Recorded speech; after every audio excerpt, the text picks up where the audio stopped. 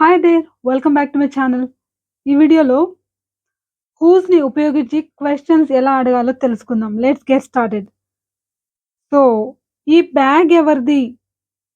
Who's bag is this? దీన్ని ఇంకో విధంగా కూడా అడగొచ్చు.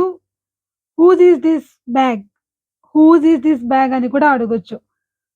So, whose bag is this అనేది చాలా కామన్‌గా యూజ్ చేస్తారనమాట. హూజ్ ఈస్ దిస్ బ్యాగ్ కన్నా. కాకపోతే 2 కూడా గ్రామటికల్లీ కరెక్టే. రాంగ్ కాదు.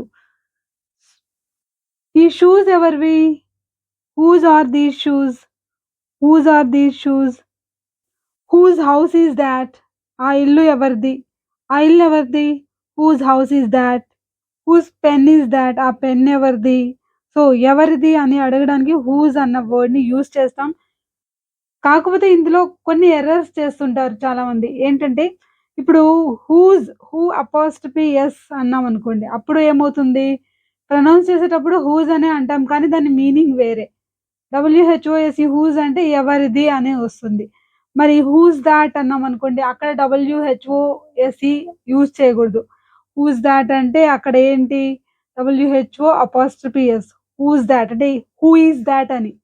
సో, డబ్ల్యూహెచ్ఓ అపాస్ట్రఫీ ఎస్ ఉందనుకోండి. అది హూ ఈజ్ అని కానీ, హూ హాస్ అని కానీ అర్థాన్ని ఇస్తుందన్నమాట.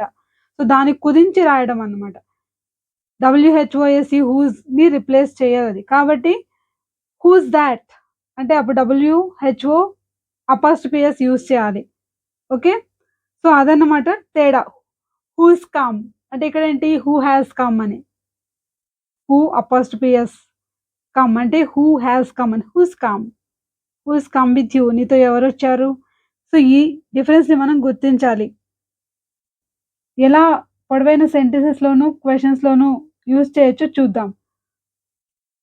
ఎగ్జాంపుల్‌కి ఎవరి పెయింటింగ్‌కి ఫస్ట్ ప్రైజ్ వచ్చింది అని అడగాలనుకోండి. అప్పుడు ఎలా అడుగుతాం? Whose painting won the first prize? Whose painting won the first prize? Whose painting అని చెప్పి వన్ ద అంటే పాస్ట్ టెన్స్ కాబట్టి వన్ ద అంటే విన్ అన్న వర్డ్‌కి పాస్ట్ టెన్స్ వన్ అవుతుంది కాబట్టి whose painting won the first prize? So, ఇలా అడగొచ్చు. హూస్ పెన్ వాస్ స్టోలెన్ ఎవరి పెన్ను దొంగిలించబడింది? హూస్ కార్ వాస్ రిపేర్డ్ ఎవరి కారు రిపేర్ చేయబడింది? ఎవరిది అని అడిగేటప్పుడు ఆ వస్తువు పేరు చెప్పకుండా ఇది ఎవరిది అని అడుగుతాం కదా! అలా అడగడానికి మనం ఎలా అడుగుతుంటే హూస్ ఈస్ దిస్ లేకపోతే హూస్ ఈస్ థాట్ అంటే ఏంటి? అదెవరిది? ఇదెవరిది అని. అంటే మనం అక్కడ వస్తువు చూపిస్తూ చెప్తూ స్పాట్‌లో చెప్పేటప్పుడు whose is this? Whose is that అని అడగొచ్చు. హూజ్ కీస్ ఆర్ దోస్ చూడండి ప్లూరల్ నంబర్ ఉన్నప్పుడు ఏం యూజ్ చేయాలి? దోస్ కానీ, దీస్ గాని ఉపయోగించాలి. దోస్ అంటే అవి, దీస్ అంటే ఇవి. Whose keys are those? Whose keys ఆ కీస్ ఎవరివి? ఈ కీస్ ఎవరివి అని అడగాలంటే హూజ్ కీస్ ఆర్ దీస్ అని అడగాలనమాట. తీసుకున్నది ఎవరి గొడుగు? నేను తీసుకున్నది ఎవరి గొడుగు? Whose whose umbrella did I take? ఇది ఎవరిది? Whose is this one?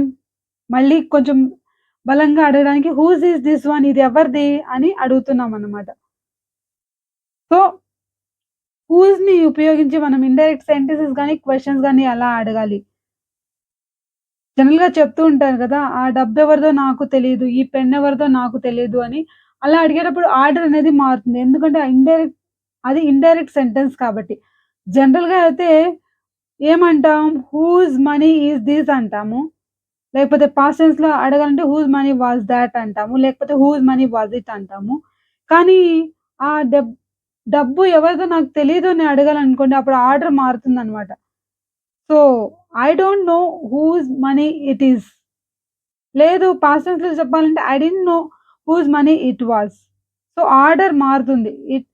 So, helping verb అనేది చివరన వస్తుంది. I didn't know whose money it was. Do you know whose car that is? నీకు తెలుసా ఆ కార్ ఎవరిదో? Do you know whose car that is? జనరల్‌గా అయితే హూజ్ కార్ ఈస్ థాట్ అంటాము. అది డైరెక్ట్ క్వెషన్.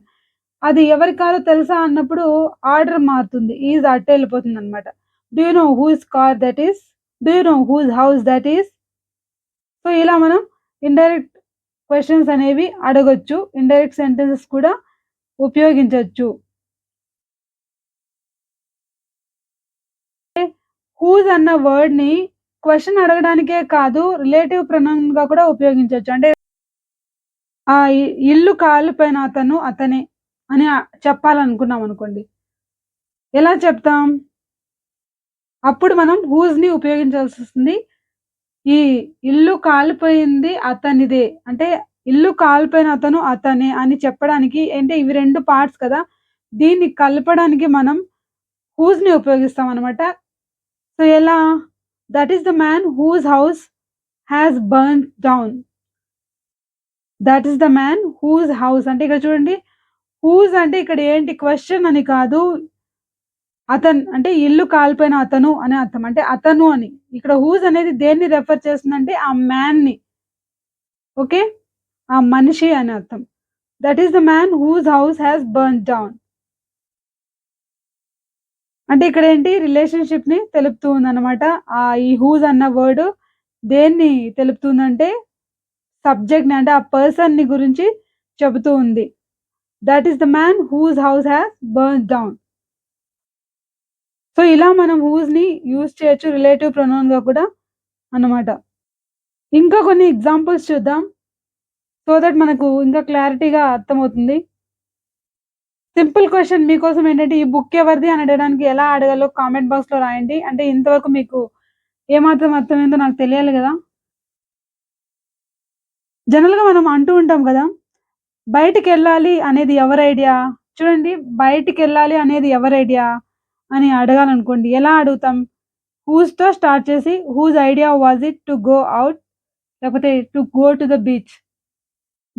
బీచ్‌కెళ్ళాలనేది ఎవరి ఐడియా అది? Whose idea was it to go to the beach లేకపోతే మూవీ ఇలా బయటికెళ్ళాలనేది ఎవరి ఐడియా అని అడిగినప్పుడు హూజ్ ఐడియా వాస్ అంటే పాస్ట్ టెన్స్‌లో అడిగేటప్పుడు వాస్ ఉపయోగిస్తాం. మనం అక్కడుండి ప్రెజెంట్‌లో మాట్లాడేటప్పుడు whose idea is it to present టెన్స్‌లో చెప్పేటప్పుడు whose idea is it to go to the beach అని అడగొచ్చనమాట.